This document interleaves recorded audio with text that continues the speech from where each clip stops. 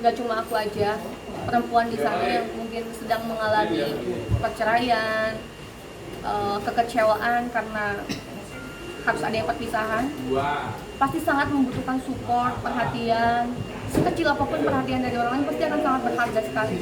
Dan ketika saat itu aku merasa ya salah satunya tuh Alfi yang perhatian sama aku juga pernah bilang di media bahwa aku akan membuka diri, membuka hati untuk siapapun yang memang tulus sayang sama aku, dan aku kadung ngecap itu.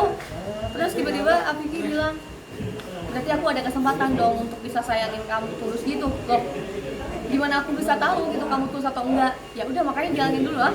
Serius aku bilang, awalnya sih aku pikir bahwa dia adalah teman yang baik, kakak yang baik, saling sharing tentang masalah perceraian gitu, tapi aku menemukan sosok dia yang di luar orang lihat di TV gitu.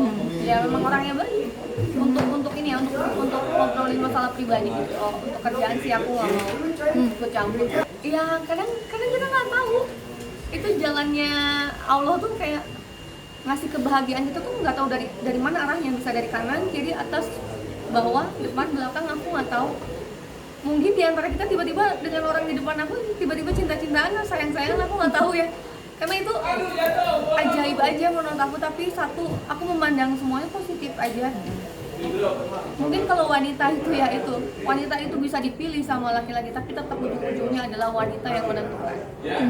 Aku balik lagi ke situ. Jadi siapapun yang mau sayang sama aku, tulus sama aku nggak akan untuk diri, untuk hati. Tetap ya, teman-teman juga, waspada. Aku juga tahu track recordnya dia seperti apa, histori percintaannya seperti apa. Bahkan teman-teman aku sendiri gitu kan, aku tahu. Jadi dan aku juga udah berpengalaman kan berumah tangga kemarin. Jadi bukan anak gadis yang masih polos untuk mencari jodoh gitu. Jadi waspada, harus gitu. Tapi jangan sampai kita negatif thinking berlebihan. Orang mau niat baik malah kita udah close duluan gitu. Jangan sampai kayak gitu.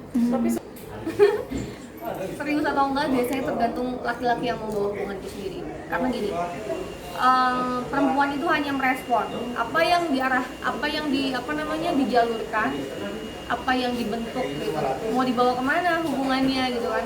Karena aku sama Afiki itu awalnya saling menghargai. Kenapa? Kita berdua punya hak untuk saling bahagia. Dia baru berpisah, aku juga sama. Dan aku tidak memandang dia sebagai dia penipu, dia pengebohong. Ya mungkin itu adalah kisah hidupnya dia, dan nggak ada salahnya kalau kita kasih kesempatan orang untuk berubah. Tapi balik lagi, semua yang ngerasain hati aku, dan semua harus ada proses. Nggak bisa kita ngelihat perubahan seseorang dalam waktu sebulan 2 bulan itu nggak bisa. Kalau udah jadi tabiat itu nggak akan bisa dirubah mau sampai kapanpun gitu. Tapi kalau misalnya itu sifat hanya ke bawah-bawah atau hanya karena lingkungan, hanya karena ambisi sesaat, itu bisa dirubah. Sejak ini sih kasus perceraian aku aja, jadi aku banyak sharing sama dia kayak, gimana sidangnya gitu, kayak kok lama sih sidangnya kamu gitu. Emang tapi gimana sidangnya? Ya alhamdulillah nih udah mau ketok palu dan segala macam. Ini banyak hal yang aku tanya karena kan aku belum pernah. Kalau Vicky nggak tahu ya berapa kali tuh ketok palu. Sampai diketok kali sama hakim dan Vicky. Aku nggak tahu gitu kan. Tapi aku banyak sharing ya bermanfaat juga buat aku. Sebenarnya aku ngambil positifnya aja, ngambil baiknya aja. Ini aku tuh tipe orang yang ketika orang lain baik sama aku tulus, kan yang tulus ngerasain hati kita sendiri. Aku bisa lebih baik, bisa 2 kali lebih baik, 3 kali lebih baik sama orang itu. Jadi ketika aku merasa dia baik sama aku, nggak ada salahnya bikin orang lain senang gitu kan. Senang makanan apa? Ya udah, nanti aku nitip ini ya. Terus dia nggak nyangka kayak aku yang masakin gitu. Ya emang kenapa gitu, kalau memang aku senang masak, aku pengen coba-coba menu sesuatu, terus orang lain menikmati, ya aku senang-senang aja. Aku tipe orang yang sangat-sangat berpikir banyak, nggak mau menyesal dengan keputusan aku sendiri.